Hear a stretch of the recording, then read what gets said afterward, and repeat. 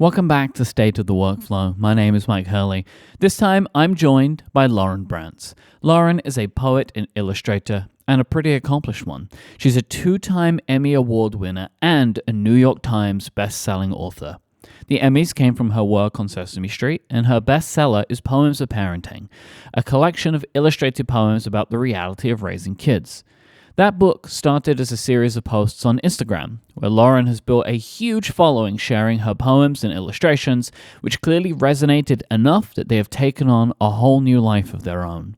Loryn is also the creator of Copy, the Good Advice Cupcake, which she built while working at BuzzFeed, and which became one of their biggest original characters, going extremely viral. But these days, Loryn is a fully independent creative. I wanted to talk to Loryn because I find the way that she works to be really interesting. She is a writer and an illustrator, and I wanted to understand what that creative process actually looks like. How do the ideas come? How does she know when something's working? And also how she's built a career around this creativity. To me, the idea of talking to a poet was just very interesting. How does someone structure their life to encourage this kind of creativity? That's what we're going to get into in our conversation. Before we get started, though, there's something I wanted to mention. Since we recorded this episode, it came to light that BuzzFeed has licensed the Copy character that Loryn created to Amazon for an AI-generated animated series without Loryn's involvement. Loryn has spoken out about this publicly and is very against the way in which BuzzFeed has gone about all of this. Obviously, we didn't talk about it because it hadn't happened, but I will include a link in the show notes so you can learn more, and I really recommend that you do. One last thing, stick around to the end of the episode today because I have a new project that I'm working on that I want to share with you. Without further ado, let's get started. Okay, so Loryn, I want to get started today by asking, what is your favorite app right now? Something you're using on your phone or your computer that's useful for you, bringing you joy, whatever it is. I'm using an app a lot, I have to say, that I was surprised I would use a lot. It's Gabby Bernstein's app. Okay. She's a motivational speaker. And I forget how I came across her, I think on Instagram. But I thought I was kind of past the manifestation, trying to manifest things in my life phase from my 20s. And she has a lot of that. But she also has so many great meditations and relaxation techniques. And I actually go to sleep to her voice every night to the point where it's like Pavlovian. She's like, "Hi, friends." And I'm like, just immediately. So if I ever met her, I would get so tired, I think. But it's a really great app. Yeah, I have some these little sleep headphones that I use, and they play wave noises. And literally as soon as I hear it, I'm done. I don't think I need them anymore for sleep, but now it's just, I think maybe I would never sleep if I didn't have them. It makes me nervous. So you are an independent author, an artist. Now, that's where you are right now in your life. But I want to talk a little bit to kind of set some context about how we got to this point and maybe digging into a couple of the roles that got you to today. I'm right in understanding you worked on Sesame Street. Yes. Now that is awesome. Thank you. What did you do at Sesame Street? So I was actually at the Jim Henson Company. Yes. Working on the puppets and the props for Sesame Street. I had an internship there my senior year. I just fell in love with it, and I was like, I'm going to do this. Did you have an education background in that kind of work? No. And it was a real fake it till you make it situation. Amazing. I was in the back with power tools I had never used, just being like, I'm going to make this work. I'm going to do this. It was so dangerous. I actually did bleed on several puppets and then to cover it up. Also, it was almost accidental, really. It was, you were doing digital work, you got an internship doing the physical work, and then decided that was what you wanted to do. Yeah, so I did traditional animation, which is really a lost art form, a very unnecessary degree. So I was drawing with pencils all day. And then I started interning in both that and Jim Henson's. And it really did open up for me a new world of ways to use your creativity to have a positive impact on the world that wasn't just animation and storytelling. Yeah. So yeah, it was surprising and exciting. And I was there for 5 years. And then after this point, you went back into the digital world, right? You were at BuzzFeed. Was that right after? Yes, there was a small break. So I was doing children's books independently while I was at Henson's. I never stopped doing them. I was doing them right out of college. And I got to a point, I had just gotten married. we wanted to have a family and we really needed health insurance and like, you know, needed to be able to provide more. So I saw a job listing at BuzzFeed for illustrator. And, there are not a lot of jobs for illustrators within corporations. So I jumped on it. I didn't get it the first time. Huh. I interviewed and I got it the second time.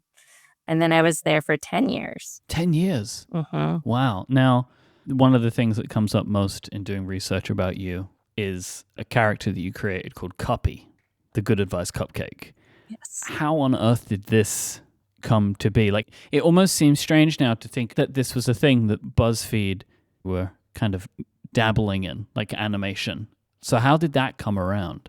So I was there and I was drawing and writing, and we started doing comics there. A bunch of the people on my team, like Adam Ellis, were comic illustrators. I was doing mostly a character that was based on me. And then Cuppy was kind of like an extreme version of me. Like if you took my most extreme personality traits and put it into a cupcake, I just wanted to like shake people. And, I'm not violent, but like, this is your life. Like grab it by the horns, tell it who's boss. And so I found a way to do that through Cuppy. And it went viral right away. And they were starting an animation team too. And they were like, we should animate this character. And then there was a big struggle on how that was going to work because it wasn't an animation studio and there wasn't a contract. This whole big kerfuffle. But eventually I was like, I get to draw all day and I have health insurance. Like, let's just do it. And we did. And it was a web series for a long time. Yeah, and it was very successful. There's like an Instagram account with like millions of followers. Yeah, there was products in stores, merchandise and everything. What did that feel like to create a character that's so popular that belongs to someone else when you're doing it in the world in which people do independent stuff? Like it's not like working for, as you say, like for a big animation studio where there's a big team coming together to create a character. This is you. Yeah. But you were creating it for someone else. It was a little frustrating. Okay. And it did start to like drain me after a while. And I could feel sort of the soul of Cuppy leaving because I wasn't just making it. It was, we were churning it out and they're looking at numbers and it became something that wasn't me. It became like an employee. The Cuppy was an employee of BuzzFeed, which isn't like the art starts to like drain away. It was tricky because I was very grateful to have a job in any art form. It's hard to have a job where you're doing that sort of thing. And I love the people that, wrote in and said Cuppy helped them. And I loved helping people. But at the same time, it felt like my soul was being sucked out of me slowly. Because it's like, you mentioned it went viral. The reasons it goes viral is not helped to continue when you're constantly looking at analytics. Like those two things really kind of start to come into conflict with each other at a certain point, right? And as you say, it starts to feel like Cuppy's the employee at the end of the day, which is a very strange thing to think about, but is probably, I'm sure, how it felt. Exactly. So you were at BuzzFeed for how long? 10 years. And then we get, I think, closer towards today. And the way that I came across your work, because I'm sure that many people do, especially people in my situation having just had a kid, is through your poems on parenting. And you post those to Instagram, and you also have a book. But it started as posts on Instagram. What encouraged you to start writing them? So they are poems and illustrations that you do as well. It was very sudden. I had always been writing poetry for children, and then I'd always been writing comics for adults, and I never really gave the poetry that much thought. But one night, we all had colds, like the entire family was sick, and slept in like 2 days. And I had finally gotten my son to go to sleep. It's like 3 a.m. or something. And so I'm in bed and I'm like, I'm going to unwind by looking at cute pictures of him. Yep. And then he starts crying. And I was like, oh my God.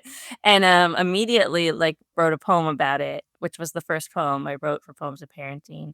Where it's like, oh my God, shut up. I'm trying to look at photos of you. Yep. And from there, I just couldn't stop writing them. He had to put himself back to sleep because I was like, Mommy's writing poetry now about this. So it was good because he like got a little bit of sleep training in.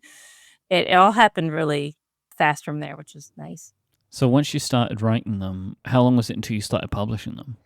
I posted the first one the next day. Okay. I was working with Miss Rachel at that time and had just kind of been like, you know what, I'm done with BuzzFeed. I've done my time on the internet. I want to take a break and work on something else. And I hadn't done anything for myself in a while. So I started posting them and I was like, I'm going to do it every day. So I was getting all these messages about the poems and I was I'm always lying in bed. I'm lying in bed looking at my phone. This is what I do all the time. This used to start there. And I got this message that was like, do you ever think about publishing a book of these? And I thought that was just someone on my Instagram and or like a person that wanted to know. And I was like, I don't know. I might self-publish or something. Who knows? Like, thanks so much. And then I checked their profile and it was the executive editor of HarperCollins. And I was like, what did I even write to them? If you ask me, the answer is yes. Always Yes. yes. Yes, and I have an agent and I'm very professional and you should talk to them. So I was like, I didn't realize she said who she was and I was like, you talked to my agent for a serious conversation and then got a book deal from there, then did the book. Yeah, see, I was going to ask you if you had decided I want to write a book about this, but it kind of feels like the book came to you, really, which is a fun way to think about it. Yeah, it was nice because I've had books that I really felt like I kind of pushed out creatively and then books that felt like they just came ready to go.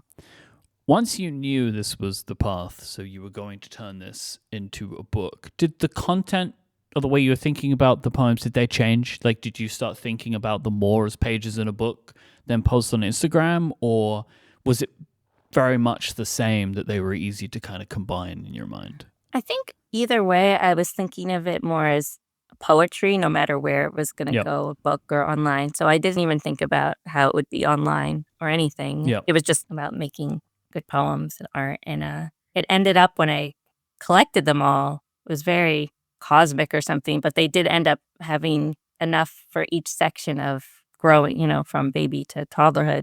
So ended up putting that in that order. And when you're writing them, are you kind of choosing that you want to spend time to write these things, or do they just appear to you like the first one that you mentioned? Does that tend to be the way they come about? Yes, that's usually how I work. They kind of pop into my head. There are times I've done poems where someone's like, can you write a poem about this? And they'll spend time and write it. But most of the time, they're just kind of sneezes in your brain. They're funny, but they also hit very hard emotionally. Is this something you have to manage? Do you sometimes have to add funny to some things, or do they just come to you that way, the balance? They typically come that way, and I feel like that's a result of parenting being that way. Yeah. It's such a dichotomy of feelings all the time. So beautiful, so stressful, so funny, so miraculous. Yeah. So they just end up coming out like that. Yeah, I think that is what your work captures, and I imagine is what resonates with so many people, is that it is such a strange thing, a thing that I couldn't fully appreciate until I was in it, that you can have these, at the same time, two very, very different emotions, and they're both equal, and it's very hard to express how you can feel both like angry and happy at the same time. Yeah. It's very strange, and that is what you're so great at summing up. And I'm sure that this is part of the reason why Poems for Parenting became a New York Times bestseller. Did you expect that? Is there any way someone could expect something like that? So the truth is, I have vision boards with that on there. So a part of me was You're always hoping, aiming. expecting, aiming. And it was like a big dream of mine. And so having it come true was really exciting. I don't know if that's an expectation as much as a hope. But yeah, and I don't know how I would have felt if it didn't happen, but I probably would have been pretty bummed out. It feels like something that it could happen, right? Like, especially because it was popular online. You hope you've kind of got a bit of a groundswell kind of thing going on, that it could get you to that point.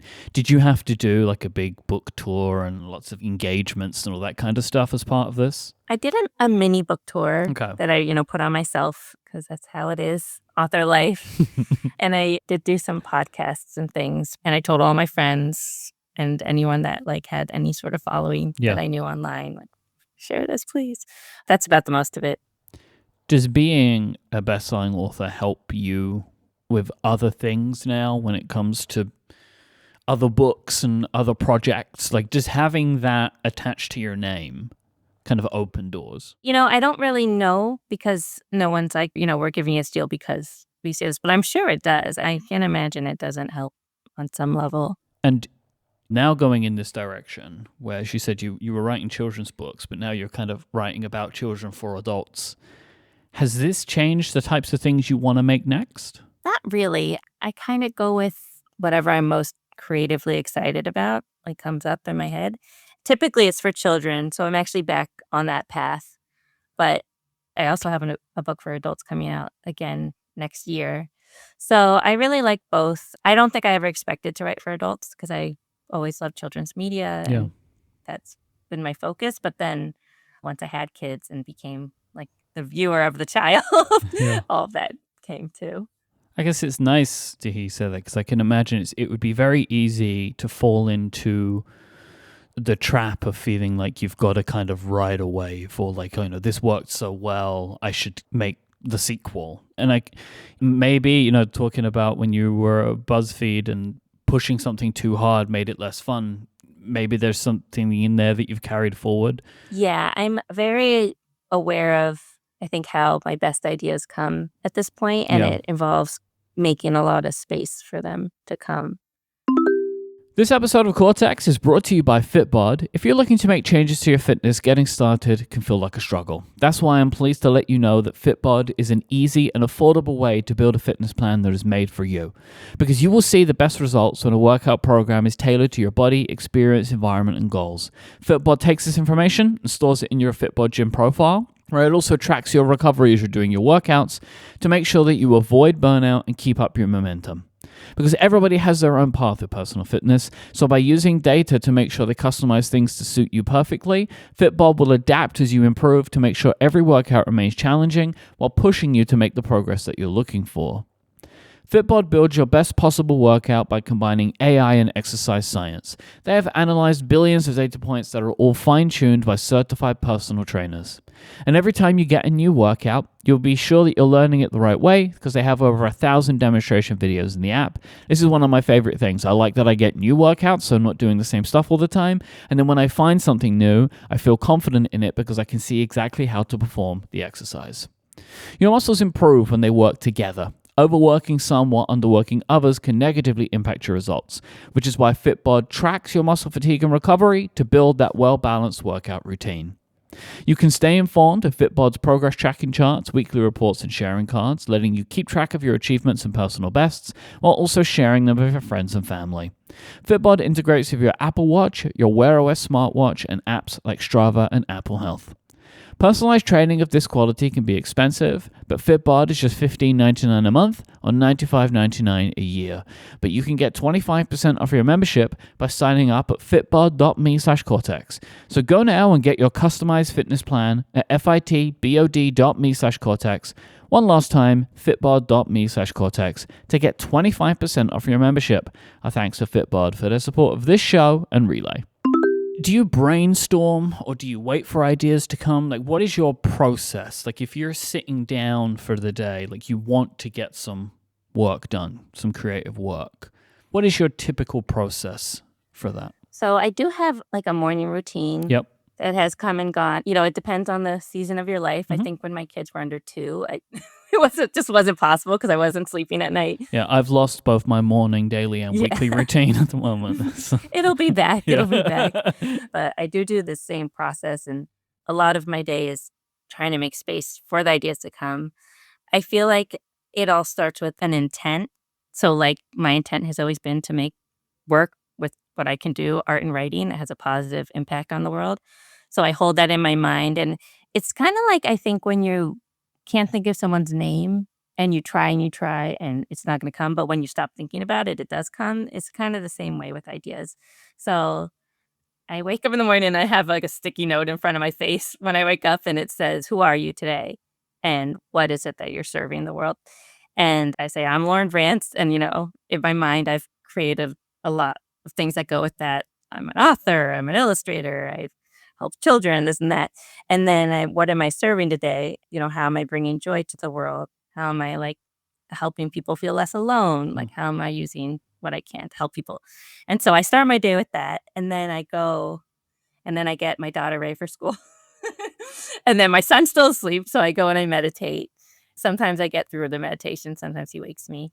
And then I have like a really funny process that my husband thinks is going to be like the weirdest thing that ever happened when people discover it later on. But I journal in a really funny way. Okay, so first off, I never know what the date is because I just don't pay attention to that. So it says like May ?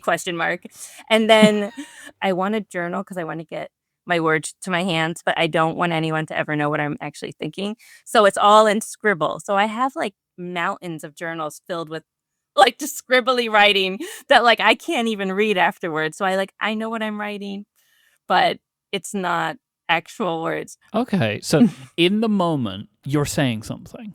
And your hand is moving along with you saying the thing, but it is indecipherable. That is fascinating. Yes. Little bits you can kind of read. It's just like the worst handwriting you could possibly imagine. And it's almost like when my 7-year-old does pretend cursive. It's kind of like that.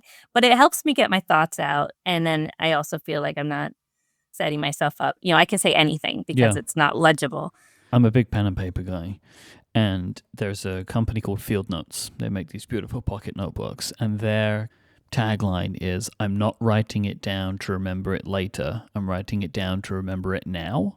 Yes. And that's always really resonated with me because I don't often go back and read notes that I've written in notebooks. But having written them crystallizes it in my mind. So like you're just doing the most pure version of that, whereas you can't read it. Nobody can read it. It's impossible. Wow, that is fascinating. I really like that. We laugh a lot thinking about my kids finding my old journals after they passed away, being like, Mom was completely insane. Well, how did we not know? Because they always see me writing in my journal, and they're like, she's like writing nothing. She needed help. Yes, she needed help. So I do 2 full pages at least, and then I take my son to school, and I try to get a lot of walking in my day because I get my best ideas when I'm walking. When you're walking, are you listening to anything? No, I'm not. And I do have like a specific thing that I try to do, which is a kind of a meditative walk, but I think I read it somewhere, I think like an Eckhart Tolle book or something, but I try to look at everything around me without labeling it in my head. So I look at a tree without thinking the word tree.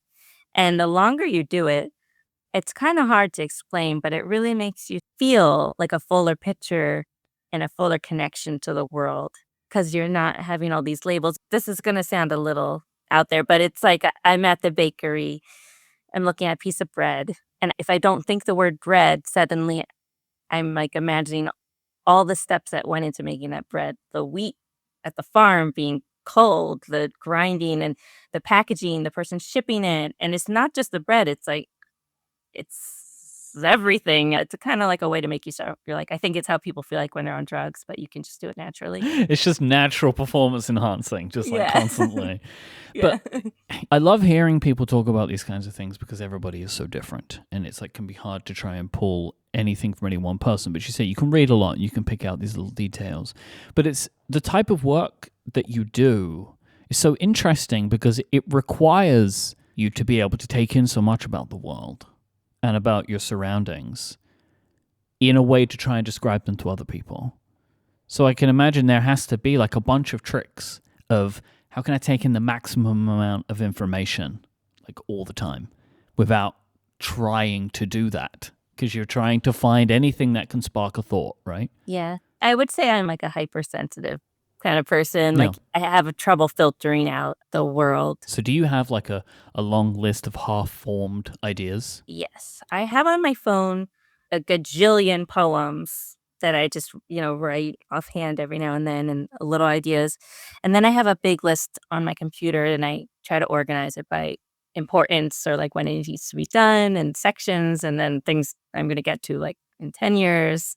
All the way down, and I just had to go through it. Where do you keep these? Where are they? What app are they in?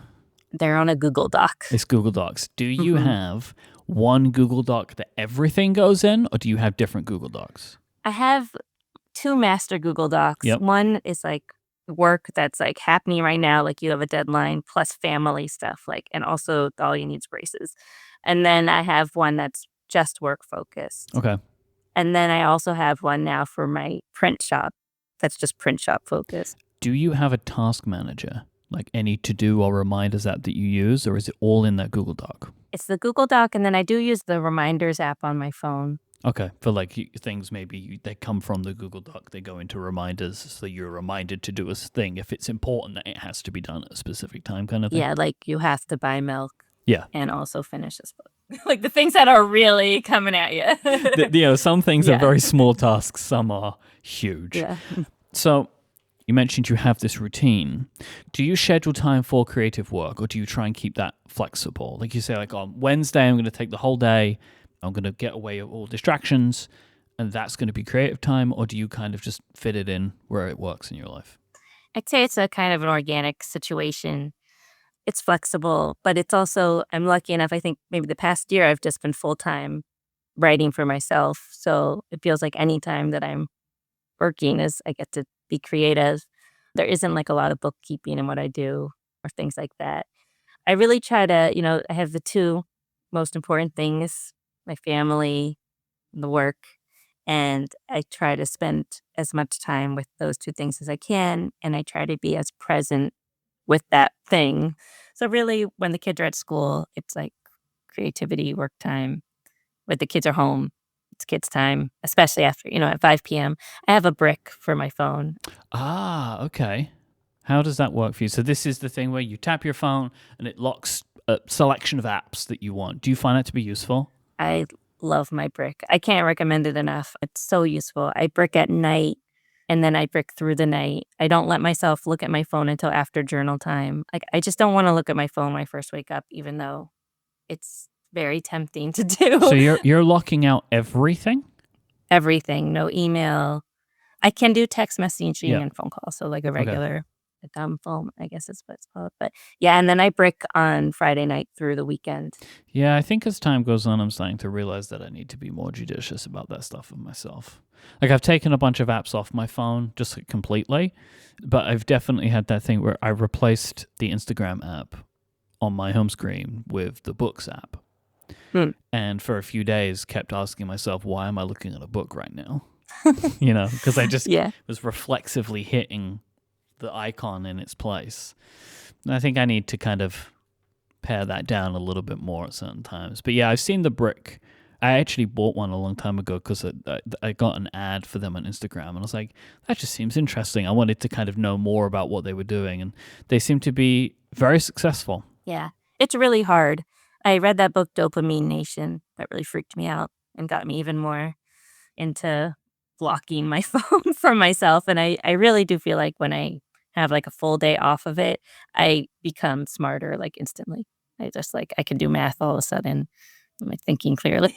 Do you feel like you have your work-life balance pretty set? Probably not. I'm one of those people that, when you do what you love and then you're doing it all the time. But I've kind of accepted it and I like it. And I think for a while I was trying to fight that. Like, there's all this messaging that you should have better balance or socialize, like messaging to be a quote unquote healthy person. And once I realized that that's just not me or my personality, I love my work. I want to do it all the time when I'm not with my kids.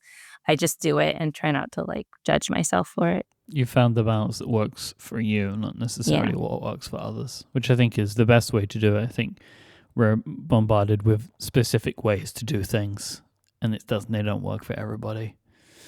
When you're writing, so when you're writing your poems, where are you writing them into? The ones about parenting, it's often when I'm parenting, so I'll quickly write it in my notes app. Okay. And then come back later when I can actually focus and write it more thoughtfully. But that is often where I'm writing them. Do you ever write like this on pen and paper, or is it always digital in some way? It's digital, or I do a voice message even. I guess the inspiration means that, yes, you're usually thinking of these things when you're already busy. So I guess the phone is very helpful in that regard. You said you use notes. I assume you use the voice recorder on Apple's platforms. But then when you're actually producing the art itself, where is that happening? That's at my desk. I have a Cintiq, so you just draw right on it. And the text, how is that laid out onto your work? I put it together in Photoshop. Okay. I write it there. I do hand draw some things, and especially in children's books, I add like some color pencil and stuff like that. But it's mostly digitally inked. When you're working on something, whether it's a poem or any part of your book writing or your writing work, do you have people around you that you share work with for feedback?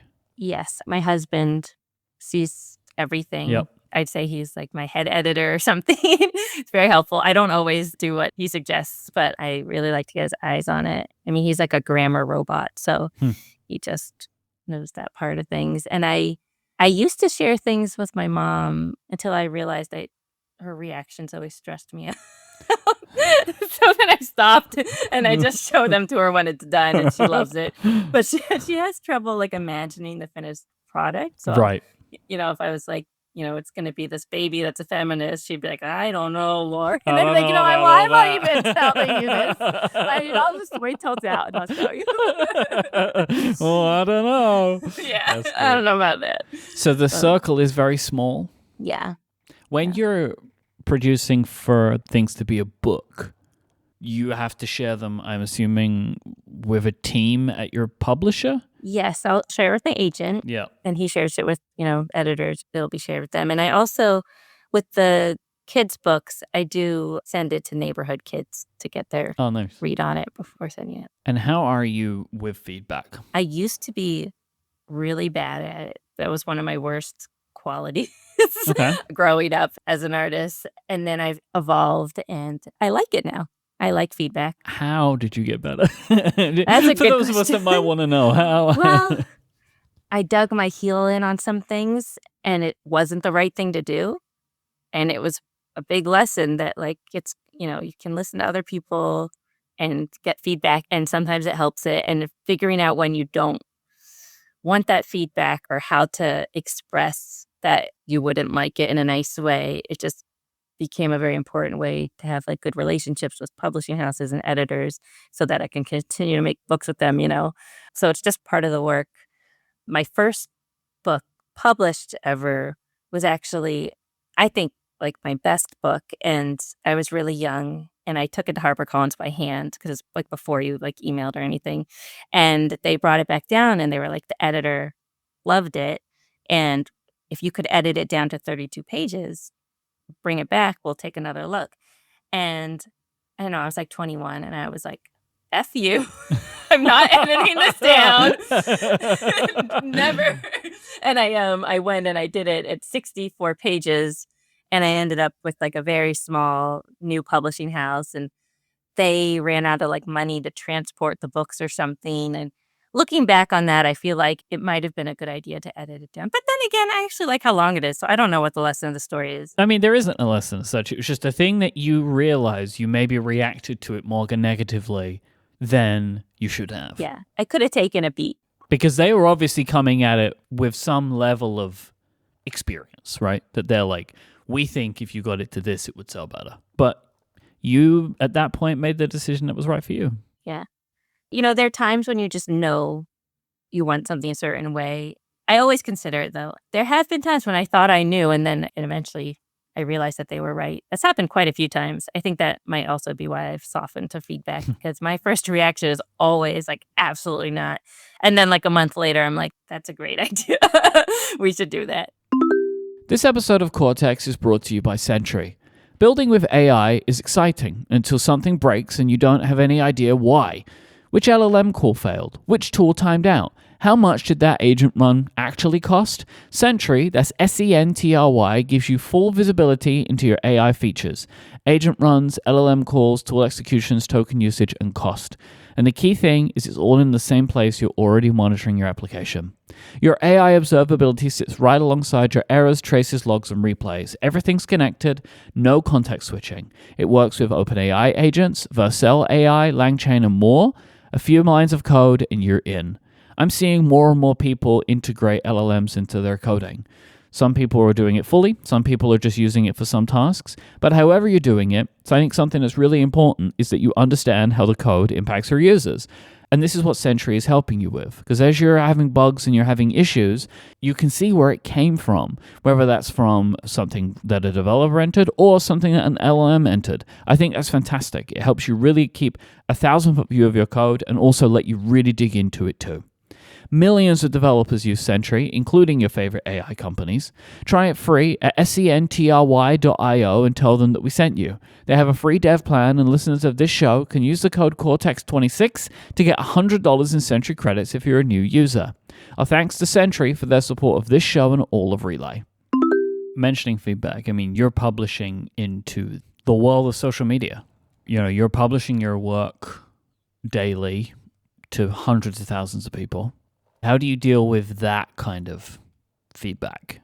I actually only post twice a week, very rigidly, because otherwise I get kind of caught up in the tornado of always posting, which then my brain only thinks about content, and I would rather think about books and things. So I'm cognitive of that.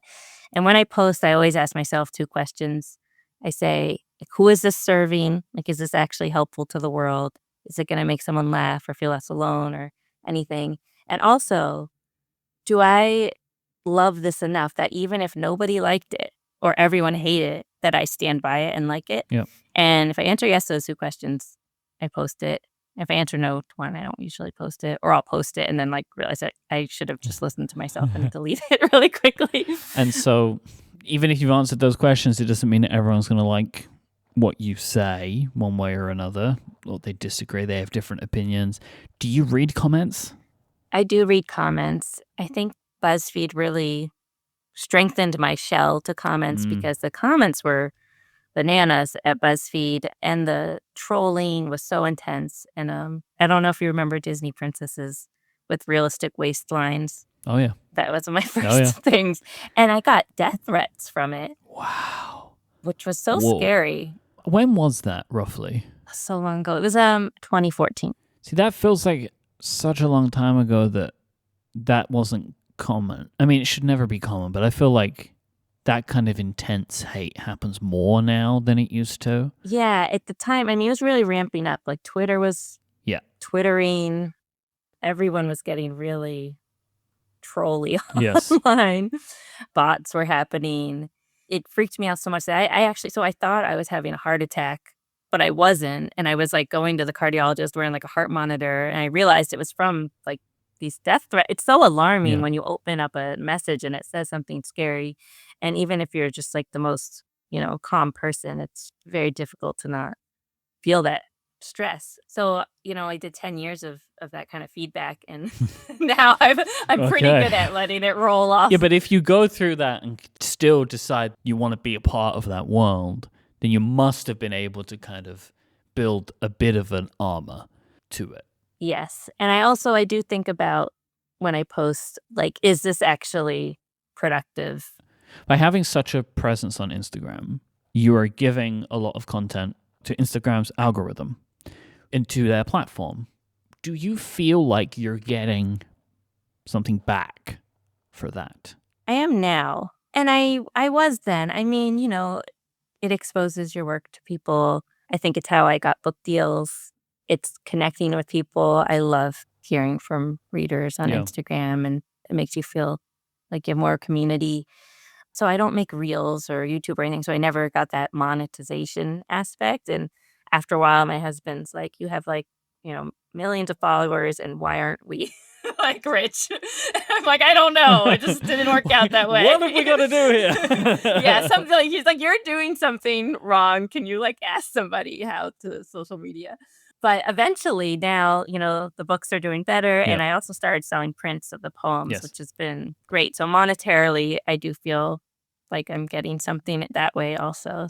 I don't know if you know this, but I'm assuming lots of people find you from your work being shared. Not just you, but people sharing your work with others. That's how my wife and I came across you. She was served a post in her algorithm, and then she sent it to me by direct message, and then I followed you from there. I'm assuming that probably happens quite a lot for you, whether you know it or not. Yeah, I think that's pretty much primarily how how people find my work. It's like a direct pathway of like, hey partner, did you see this? Yeah.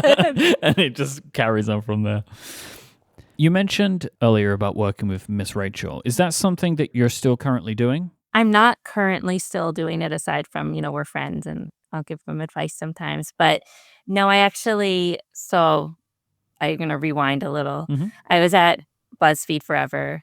And I think like 5 or 6 years in, I really wanted to quit. I did not want to be there for so many different reasons. And every day, the people around me, my husband, my mom, would talk me out of it. You have health insurance, you have a child with disabilities, you need the stability, like you can't quit. Every day, practically, I would freak out and almost quit. And eventually, I had been friends with Rachel for a long time.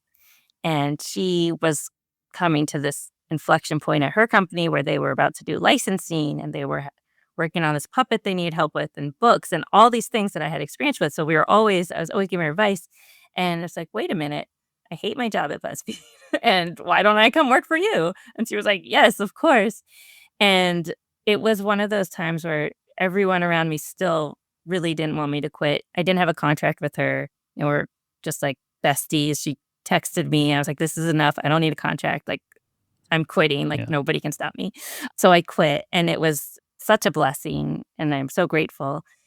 And then I was working as a executive creative director for her and Aaron, her husband, for 6 months, which was incredible, but very consuming. And I found myself kind of like my shower thoughts were going to them. My like walking thoughts were going, which is what's great because it was a great job and I love the show.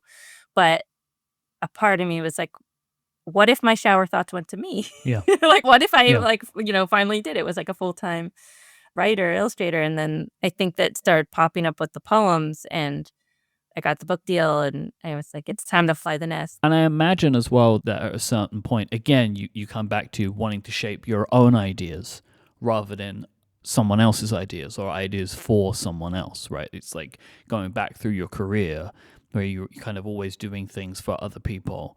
And I guess you maybe gotten to the point what you really wanted to do was have your own thing, your own outlet that's yours. Yeah, totally. And I think as an artist, it's really hard and really scary to try to do that because the career isn't known for making consistent salary or benefits or anything. But at a certain point, you just have to try. I wanted to kind of touch on some bigger picture things with you for creating in the world that you are and that you have been. Does creating things for children and also for parents carry a different set of responsibilities to other types of work that you could produce? If you were creating poems that were affirmations just for people in general, I feel like that would carry less responsibility and less weight than the type of work that you produce. Yeah, I think when it comes to writing for children or making media or TV, the weight of the seriousness is heavy. Yeah. I know a lot of kids' books and TV are partially raising them. I think of it as like, how would I want to kind of parent all these kids? What would I want them to hear? And if this kid's not hearing that, how do I get it to them?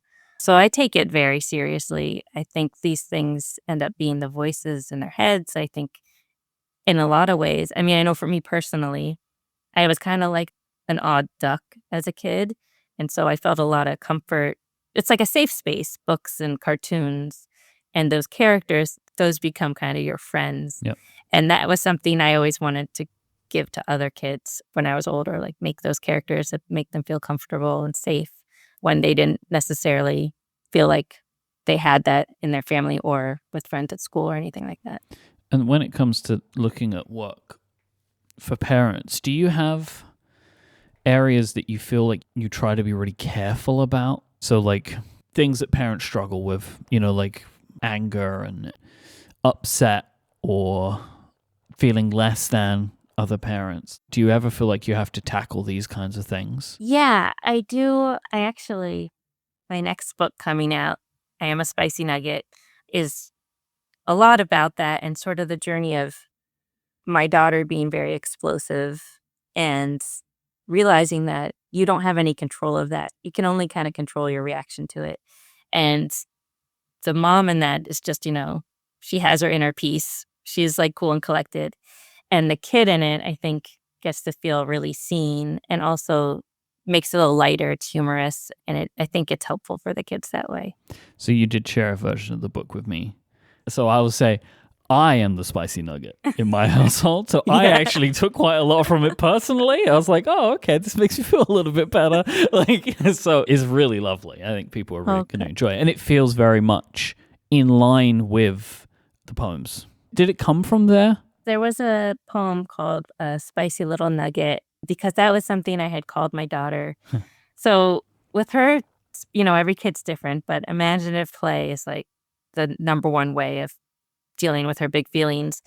If I can catch her before it's like a full-blown tantrum. So I called her a spicy nugget, and I told her I was going to like dip her in milk to cool her off, just like real silly game. And she thought it was funny. And then that's where the poem came from. Obviously, you're able to draw, and you do draw a lot from your life to produce your work. Do you have boundaries? I'm sure you do. There are areas you don't touch on. Yeah, definitely. And that was hard at BuzzFeed specifically because they wanted you to churn out so much content. You end up looking at like, what's going on in my relationship? What's going on here? And I really do think they take advantage of their creators that way because they end up starting to share all these personal things just to make more stuff. But at this point in my life, I try to be really careful showing my kids online or things about them. It's hard because they're like so adorable that I want to be like, look at this cute kid. Yeah. But I know, after Dolly turned 4, I was like, hey, I'm not going to share her so much. Yeah, I watched a great video years ago that Joanna Stern, she was at the Wall Street Journal then, and she made a video kind of talking about sharing photos of kids online. And her whole point was with the way that like, we didn't even know about AI at this point, but just like facial recognition training and stuff like that. It's like, if you share enough photos of these kids, they're in the systems. And do you want to make that decision for them? And it's always really stuck with me. And so we don't share any pictures of our daughter, but boy, do I want to. I know, it's so hard. It's so hard. So bad. I just want to, because, I'm so proud of her and I love her so much and I want to share that with everyone. But then also that thing in the back of my head of like, you shouldn't want to share that with everyone. That's your thing. The AI has made it really extra scary. It's extra scary. Yeah. So you mentioned your next book. Can you tell us all a little bit about that? When is it coming? What can people do about that to kind of find out more? It's coming out September 15th. It's available for pre-order now. It's about a kid that gets so angry they turn into a spicy nugget. And nothing's going to calm them down except themselves. A lot of it was, I found that traditional parenting advice hasn't worked for me. The things I'm supposed to say to my daughter, like I'm keeping you safe from hitting, would just make it so much worse. Like, why are you saying that to me? If I tried to hug her, she would like end up just kicking me. And I realized like she really needs to come to it herself. She just needs time. I need to just model being a peaceful person. So in the book, she just goes through it, rides that wave of emotion. The parent's there for her, and then they kind of unpack it a little after. So people can look out for that, and I will, again, obviously, have to recommend Poems of Parenting to people. If you are a parent, or you know a parent, great. If you know anyone that's becoming parents, great gift. Like, this is a gift that people will appreciate, so I will give that additional plug for you. Thank you. This episode is brought to you by Squarespace, the all-in-one website platform that is designed to help you stand out and succeed online. Whether you're just starting out or scaling an existing business, Squarespace will give you all of the tools that you need to claim your domain, showcase your offerings with a professional website, grow your brand, and get paid all in one place. One of the reasons that I've used Squarespace for over 15 years, probably even more than that to be honest, it's probably closer to 20. Oh boy, I don't want to think about that. Anyway, the reason I've used them for so long is that their tools grow over time and they grow along with you. So as your business is building, as your website needs change, they have all of the functionality that you could wish for. Like you can sell products on Squarespace, physical and digital. They have all of the functionality that you would want to have your own store. But also you can offer your services and get paid as well. From consultations to events and experiences, you can showcase your offerings with Squarespace on a customizable website that is designed to attract clients and grow your business. Think built-in appointment scheduling, email marketing tools, and more. You can keep everything cohesive with on-brand invoices and get paid easily with online payments. You can then also make smarter business decisions as you grow with Squarespace's analytics tools. You can keep track of the stats that matter with their intuitive built-in tools that make it super easy for you to review website traffic, learn where to focus engagement, and track revenue from bookings, invoices, or product sales. Head to squarespace.com/Cortex and you can sign up for a free trial. When you're ready to launch, use the offer code Cortex. That will save you 10% off your first purchase of a website or domain. That is squarespace.com/Cortex with the offer code Cortex for 10% off your first purchase and to show your support for the show. Our thanks to Squarespace for their support of Cortex and all of Relay. Thanks again to Loryn for joining me. I loved this conversation. I find her creative process to be absolutely fascinating, so it was really great to dig into it. I mentioned that I had a project that I wanted to share with you. So for over 10 years, I've been working with Jason Snell on a podcast called Upgrade. We publish every Monday, and it's about what's going on with Apple and tech. It's a news-focused show. We talk about what's going on in the week, review products, that kind of thing. When Apple turned 50, earlier on this year in April, we made an episode of the show which was actually more historical, going back and looking at the history of how they were founded and talking about how that came together. It was really heavily researched and it was a really great time. We loved doing it and our audience loved it too. We were getting so many great comments and people wanted more, so we're doing that. A few weeks ago, Jason and I launched a Kickstarter campaign to fund the first year of a podcast that we're calling Designed in California. This is a heavily researched, historical-focused show talking about the entire history of Apple over the last 50 years. We're going to be jumping around. We're not going to be doing it chronologically. We'll be telling the stories of products, telling the stories of what goes on behind the scenes, using books, podcasts, interviews, tons of research to produce, I would say, a pretty definitive story of Apple's history. If this is of interest to you, please go to design.fm and you can check out our Kickstarter campaign. It has been incredibly successful. We funded on day one. We're going to be producing the show now at least for a year. I mean, we've got really great resources and a great runway now because people have been so supportive and encouraging. But I wanted to also give you a taster of this show. So throughout the month of June, we've been publishing kind of teaser episodes, essentially, like the first season as a second episode of Upgrade every week. So this episode that I'm going to play for you now is the first episode of those. You can go and catch the rest of them in the Upgrade feed. And then the show will launch to everyone later on this year, but we're pre-selling memberships essentially as part of the Kickstarter campaign. So with this, we're telling the story of how Apple goes from their first computer, the Apple I, to the Apple II, which is a huge leap. And so we're telling the story of how they go from like, here's some circuit boards we're just kind of like soldering together in a garage to an actual computer inside of a case that they sell to people. So this is the first episode of the road to the Apple II. As I said, if you enjoy this, you can go and check out the rest of the episodes in the Upgrade feed, and I'll put a link in the show notes, as well as to the Kickstarter campaign for Designed in California. If you have any interest in technology, in business, I think you're going to love this. It's going to be going through the entire history of one of the most important companies in all of history. So thanks for checking it out, and I'll see you next time for another episode of State of the Workflow.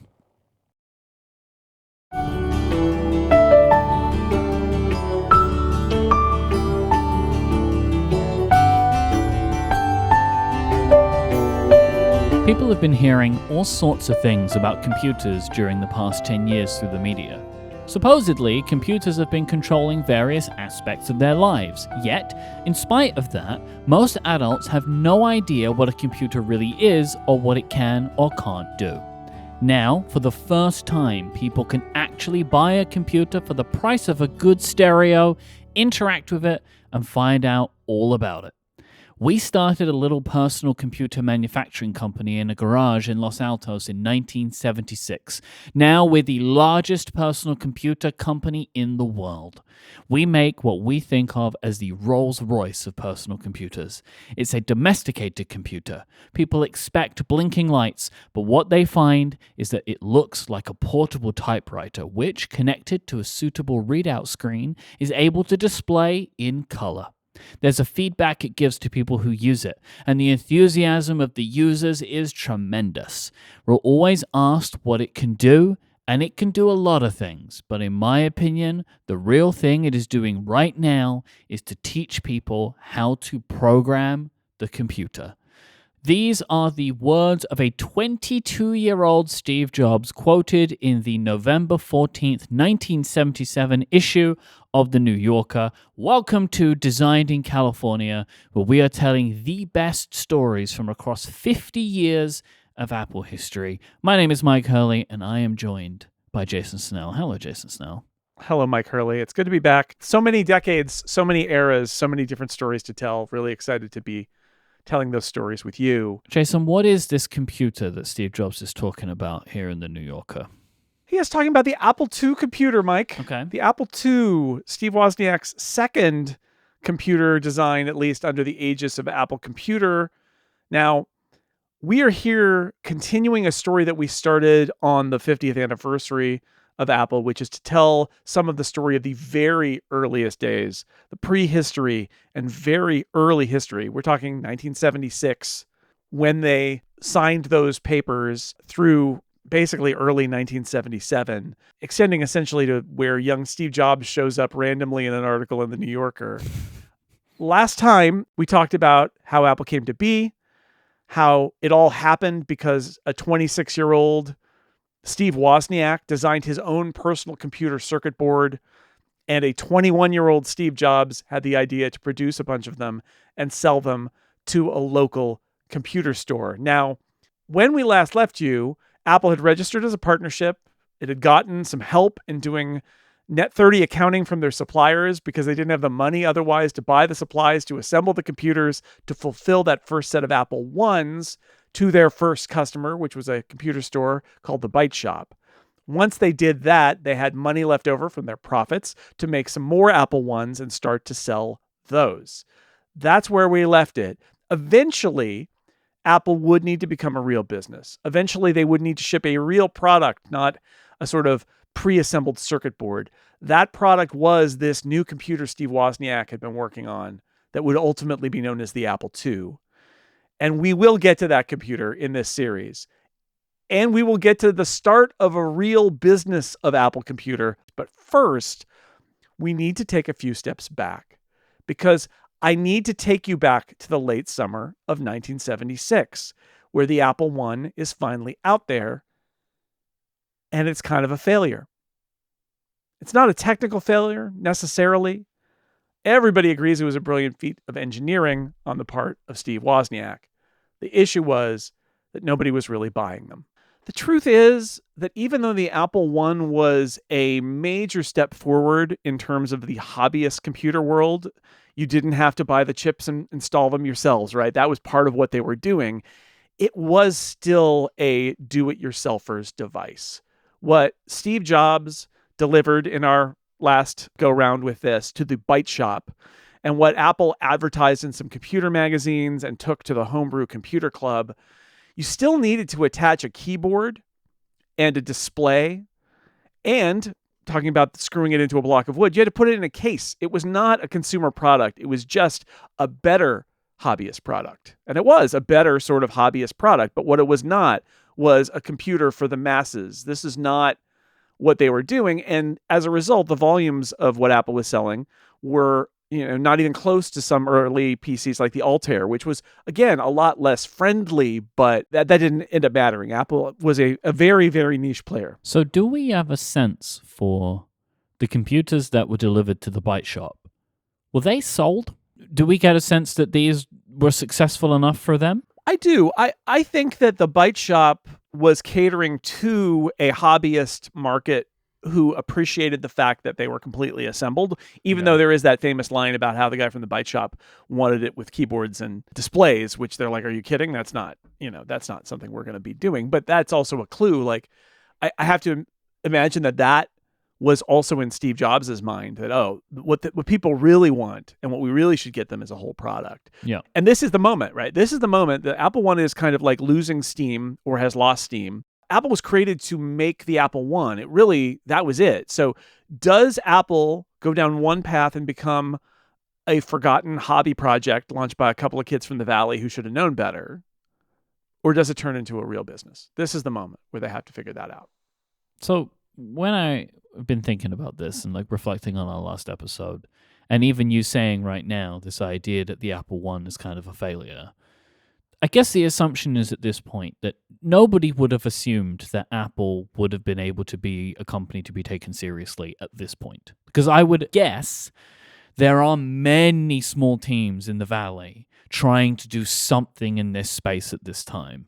And that while the Apple One is interesting, it isn't an obvious path that we get to where we are today.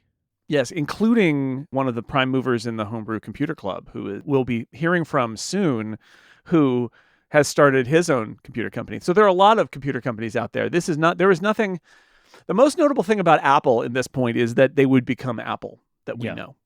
This is going to come back again and again, Myke, in this series, which is it's a couple of kids and their friends making technology things in one of the kids' parents' garage. It's not impressive. We are only talking about this because of who they became. Right. Not because what they were doing at this exact point was really that notable. Yeah, well, it's very formative for where they go. Yeah. And they are doing things technically that are going to be the reason they lift off. Right, okay. But they're not quite there yet. The combination, the alchemy between Steve Jobs and Steve Wozniak is going to launch them on that path. But at this moment, I guess what I could say is there's a path here where Apple just ends right now. Mm-hmm. That's like, well, we had fun, didn't we? We sold those things and made a little bit of money. But that's not what happens. So part of this is the creative drive of Steve Wozniak.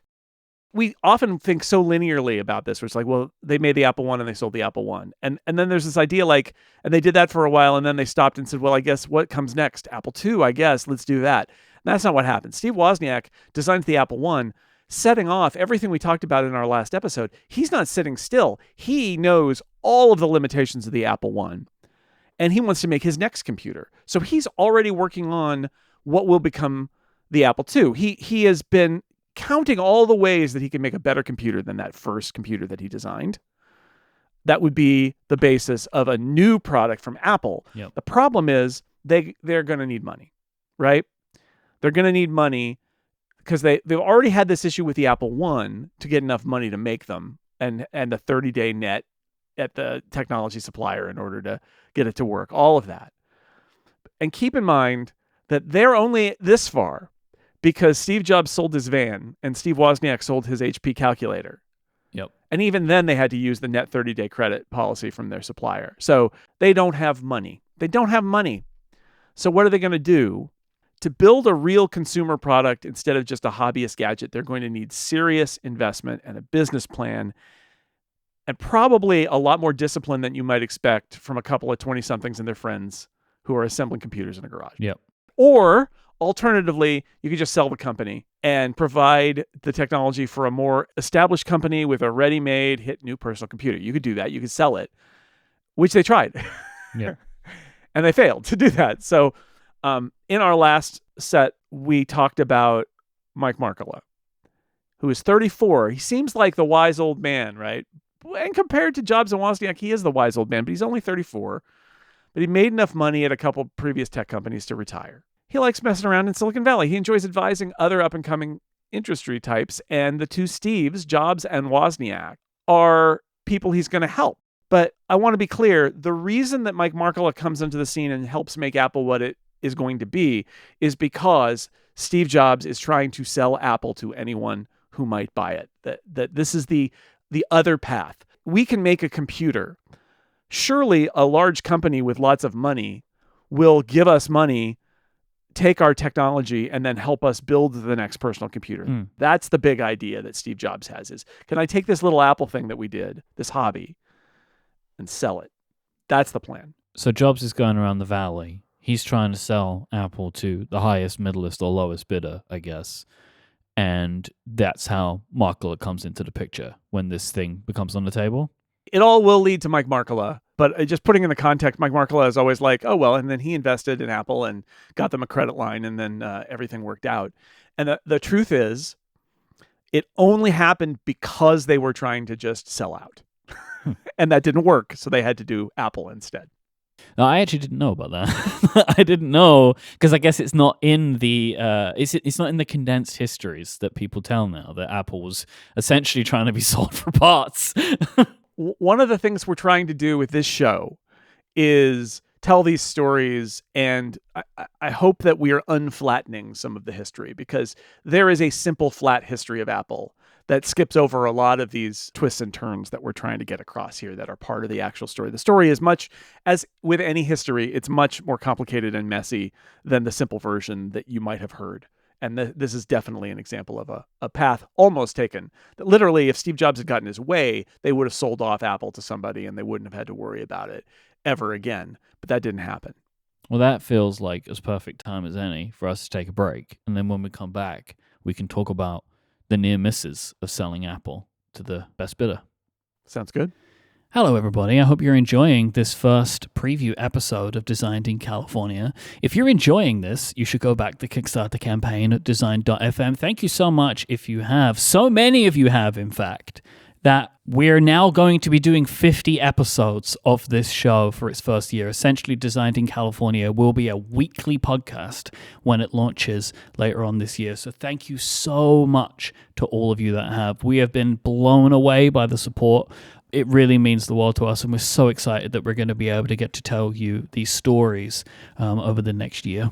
Yeah, but there's more to do. And if you haven't backed yet, or if you want to look at some of the higher level pledge levels where we've got cool stuff coming, you can still adjust your pledge. We have stretch goals that we're working toward, including, and some of these have been announced and some of these will be announced as we go, but like including doing an interview series where I talk to people who have either written about Apple or who have worked at Apple about some aspect of history that they were involved with. We could throw those in on the pile as well. And there will be more beyond that. Just stay tuned to the Kickstarter page and the Kickstarter updates as we move along, because we've got a whole month, because this campaign ends July 1st in the morning, Pacific time. So a lot of time left for us to hopefully reach and then add new stretch goals. We thought we would have more time to arrange a lot of these things, but your support has really blown us away. We couldn't be happier. As we said in Upgrade, Jason and I have been so excited about this project, and we've really wanted this Kickstarter to fund so we could make this show for you, because we want to make it, because we enjoy it, and we know you're going to love it. We have so much great stuff planned, and if you just go to designed.fm, you can read more. We're going to be updating the campaign throughout the whole month. We're going to be popping in during every one of these preview episodes and kind of giving you updates about where we are and the things that we're planning on. There is so much left to share throughout the campaign. So please go and check it out at designed.fm. All right, so welcome back. Jason, can you fill me in? Who was on the table to try and buy this little Apple computer company? Oh, well, there are the giants of Silicon Valley, of course. So when we talked about this on the 50th anniversary of Apple, I mentioned that this all started with Steve Wozniak saying, well, I work at Hewlett-Packard, so I should probably give them the opportunity to buy the Apple I design before I go and make a company of my own. Mm-hmm. And every division of Hewlett-Packard turned him down. So, okay, not going to be HP. Now, Steve Jobs had been working at Atari, the video game company, which for people who don't know was the name in video games. They did Pong. They were the be-all, end-all of Breakout. Mm-hmm. This was the earliest video game era, and Atari was one of the first huge successes in Silicon Valley. And since Steve had worked there, Jobs, he pitched them on buying Apple. He ends up meeting with the president of Atari, who is not the person that he'd been working with when he worked there.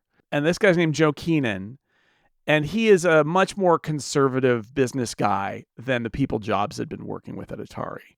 And, okay, this is what I was referencing before. And while it is a unfair flattening of the history, if you will, to say that Silicon Valley was a bunch of smelly hippies, this is an era where Steve Jobs didn't want to bathe, only ate fruit, and frequently walked around barefoot. It's not speaking for all Silicon Valley residents, but specifically for Jobs. Joe Keenan, the president of Atari, could not stand him. And he said, not only are we not going to buy this thing, get your feet off my desk. Imagine. Just imagine. I feel like, obviously this is a different time. It was a time that I did not occupy. But I struggled to be able to reconcile a person who is trying to either A, start a company, or B, sell a company, which is a very capitalistic endeavor with a success-driven end goal, but then acts in this way. Like, if you have a personal decision to only eat fruit and not bathe, fine. But then you go into these rooms and put your feet on people's desks. Like, I feel like I can't get into the mind of the man who is doing this. It's very peculiar to me. The more I dive into Steve Jobs for this project, the more I'm reminded what an odd person he was throughout his life. And he grew a lot. There was a lot of personal and professional growth, no doubt. In this era, it is just kind of like, I don't know. I mean, he's kind of wild. Yeah. I mean, he grew up in the Valley, but to be fair in the 60s and 70s, but he doesn't know what he's doing. I mean, that's really it. He clearly is so enamored with what they're doing and what they have and who he is that he thinks that it's fine. And he's running into people who are more establishment types, right? I mean, there is a hippies and squares dynamic going on here a little bit. And eventually, Steve Jobs will get with the program and put on a suit and stuff. But this is not that Steve Jobs. This is summer of 1976 Steve Jobs. And he's putting his feet up. I hope he was wearing shoes when he put his feet up on their desk. I'm assuming he wasn't, which is... I'm assuming he wasn't. But who knows, right? We can't know. Nolan Bushnell, who was the CEO of Atari at the time, because Keenan was the president. And Nolan Bushnell had worked with Steve Jobs. And what he said, I believe, to David Pogue in his Apple First 50 Years book, excellent book, on sale now. Bushnell said, he asked me if I would put $50,000 in and he would give me a third of the company. I was so smart, I said no. It's kind of fun to think about that when I'm not crying. So, in hindsight, this is a giant mistake, right? Yes. But at the time, do you blame any of these people for saying, I'm not going to give these kids money? Even if Jobs was more regular, it's still a flyer. It's a tough sell. Yeah. But he's not putting his best dirty barefoot forward. Jobs also pitched a bunch of venture capital firms in Silicon Valley. There were VC existed even in the 70s, folks. Yes. They all passed. What next? Steve Jobs, like, who will buy this Apple computer from me? He heard that there was a company that was big in electronic calculators. So before there were computers, there were calculators. So people were using electronics to build calculators or adding machines, sometimes they were called, which I think is a hilarious They never term. subtracted. They only added. You added backward to get the subtraction there. Interesting. It was Commodore Business Machines, the name of the calculator maker. He had heard that they were interested in getting in the personal computer game, and they had an office in Silicon Valley in Santa Clara. So there was a possibility there. Let me stop you for a moment now and tell you about Commodore Business Machines, a company that people now know, if they know them at all, as the makers of the Commodore 64, right? That was their hit computer product in the 80s. There are a lot of our friends who are children of the C64 and love it and had it and played games on it. And that was Commodore to them. This is before that. Commodore is a little shady, I'm going to say. Maybe a lot shady.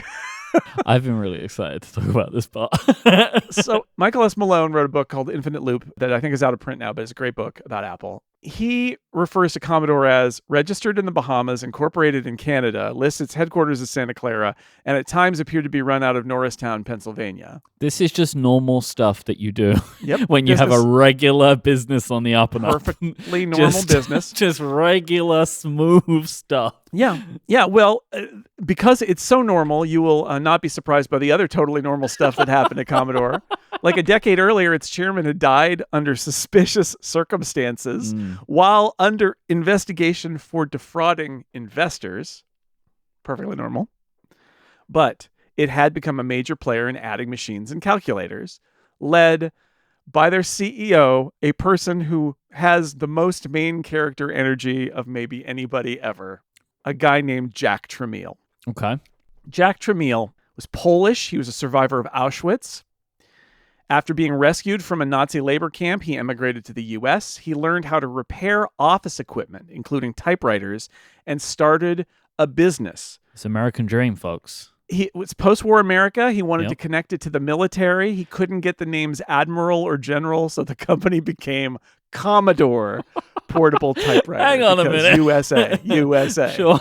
I mean, the Navy needs typewriters too, I guess. No, I mean, the idea is like everybody is very, so many people are veterans of World War II Yeah. in this era, and he wanted to kind of like steal a little bit of that valor maybe, and Admiral and General were taken, so Commodore it was. His first big deal, and I am not making this up, was importing typewriter parts from Czechoslovakia Okay. to Canada to avoid import issues. It's a tariff thing involving the Cold War because, of course, Czechoslovakia was part of the Warsaw Pact, was part of the Russian sphere of influence, the Soviet sphere of influence. So the U.S. didn't want you importing your Czechoslovakian typewriter parts. So Jack Tramiel used Canada as a way station. Then he would assemble his typewriters from the parts in Canada, and then the Canadian assembled typewriters, nobody mentioned Czechoslovakia, would be resold throughout North America. Incredible. So that's how he built Commodore, and then he later pivoted to the adding machines and electronic calculators as well. This guy, if you've not already detected it, was a character. He was bald, he was gruff, he was impatient with employees, he was famous for withholding payment to suppliers, and generally, throughout all of the references I can find to him, terrifying, just terrifying. He would sometimes shut down all conversation. This was his big move. He would shut down all conversation with people he felt considered themselves superior to him because of their educational background, because he was a poor kid from Poland who got out of the labor camp, got to the U.S., built himself up by his bootstraps, right? People who felt all fancy to him, he would declare he also went to university. He went to the University of Auschwitz. Oh my God. Well, that end of Well, that's conversation that, there. It's like, okay. And then everybody leaves. I don't know what you're supposed to say to that. I don't. I mean, yeah, what can you say? I mean, it's probably why he kept reusing it, because it worked every single time. You've heard of conversation starters. This was a conversation stopper. 100% success rate on I went to the University of Auschwitz. Man, Jack Tramiel, everybody. So another feature of Commodore's products, apparently, and their calculators in particular, was that they were actually well designed, but then cheaply built. Okay. That allowed him to sell them at low prices. At some point, Tramiel was frustrated by his chip partners, and he ended up buying MOS Technologies. These are the people who made the 6502 chip. That was the chip that inspired Woz to make his first personal computer circuit board design. It was very much honestly, it's a very much an Apple kind of move, which is we don't like how this chip business is going. We're going to buy the chip maker, and then we're going to own them, and then we can get all the chips we want, I guess. Along with MOS Technologies came the guy who created the 6502, who was a guy named Chuck Peddle. And he convinced Tramiel that Commodore could excel at personal computers too. And Chuck Peddle knew where they could get a good computer design on the cheap. Namely, are you getting it yet? From two guys who had to sell their van and calculator to make a computer in a garage. Ripe pickings, ripe for the taking. We can swoop in there. We can just duck into that garage, write them a check, get their computer, and we're good. And so this is what they tried. Sometime in the early fall of 1976, Chuck Peddle and another Commodore executive who was not Jack Tramiel show up at the garage and ask Steve Jobs to suggest a purchase price. And remember, Steve Jobs wants to sell. Yep. This is what he wants. Steve Wozniak describes the scene to Walter Isaacson in the Steve Jobs biography as, we'd opened Steve's garage to the sunlight and he came in wearing a suit and a cowboy hat. This is the Commodore executives, right? Yeah. Okay. All right, so Steve Jobs makes his pitch. He says, you can have Apple for $100,000 plus some stock in Commodore. And you have to guarantee that both of us have full-time jobs at $36,000 a year, which is a lot back then. So today, that's about $500,000 for the company and jobs that would pay the Steves $200,000 a year each. So they want to be set up. It's a big request. Yeah. This is one of those Steve Jobs moments, right? Where, because that guy had chutzpah, you got to say it. He is asking for the moon. He thinks what Apple has, which is Wozniak's design, is really valuable. And so he's going to ask for more money than either of them has ever seen in their lives. Steve Wozniak, meanwhile, is watching this, and he can't believe it. He's like, what are you doing? This is a ridiculous amount. What you are asking for everything. This is. I think Woz would have been happy to get like a pat on the back and a stick of gum for his designs, right? He's not thinking about it like Jobs. This is just so Jobs. He's like, he sees the big picture, which is that that Wozniak's design is revolutionary, but also he sees a company that, they got a lot of money. Maybe they'll pay us a lot of money for it. So the Commodore people are like, okay, we'll take your offer and we'll consider it. And they leave. Steve Jobs, meanwhile, is researching who Commodore is. Oh, wow. So this is all like, I've never met these people before. I don't know who they are, but we want to work in your company forever. They know pedal, but like, I need to know if this is going to happen.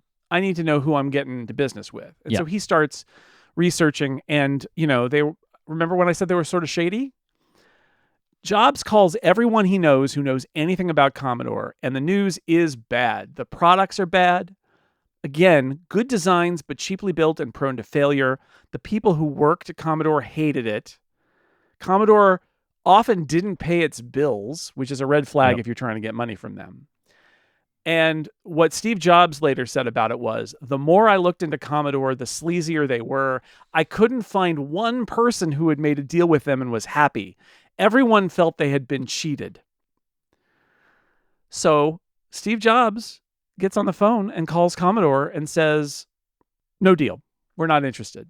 I guess the timeline of that is interesting because he's made the offer and they've gone away to think about it. Jobs has had enough time to do some research, and Commodore still hasn't said yes or no, which means that they were maybe considering it? Maybe? Well, they weren't. Okay. While this is all going on, Jack Tramiel, who was the CEO, was like, no. A Commodore exec who had been interested said they thought it was ridiculous to acquire two guys working out of a garage, which, fair. Despite the best efforts of Chuck Peddle and his cowboy hat, no deal. Instead, Commodore did what it always did, which it rushed out a cheaper, less impressive computer 9 months later called the Commodore PET.